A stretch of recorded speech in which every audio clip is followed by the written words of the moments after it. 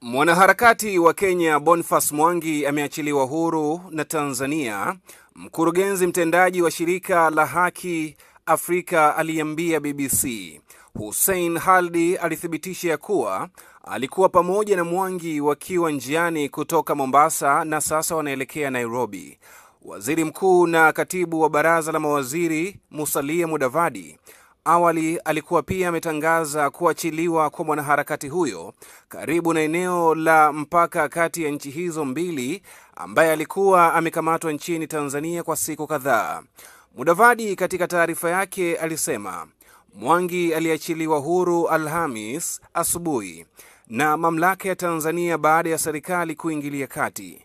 Hata hivyo, hakuna taarifa zozote zilizotolewa kuhusu hali yake ya afya hadi kufikia sasa.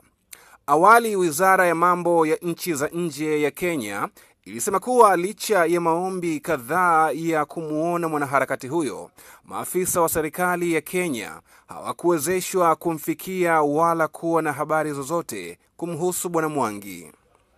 Wizara hiyo pia ilionyesha wasiwasi juu ya afya yake na kukosekana kwa habari kuhusu kuzuiliwa kwake.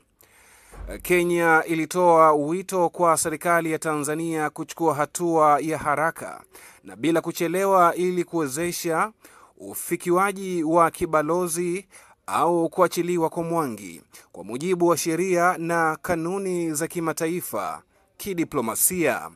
Mwanaharakati Boniface Mwangi na Agatha wa Uganda walizuiliwa nchini Tanzania mapema wiki hii, ambao walikuwa wameenda kwa ajili ya kuhudhuria kesi ya kiongozi wa chama cha demokrasia na maendeleo Chadema Mheshimiwa Tundu Antipas Lissu.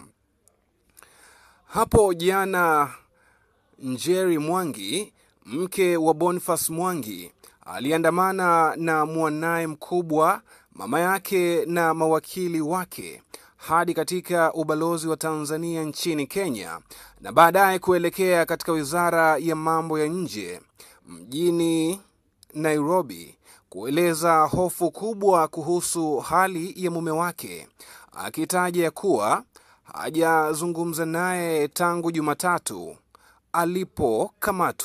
alipokamatwa.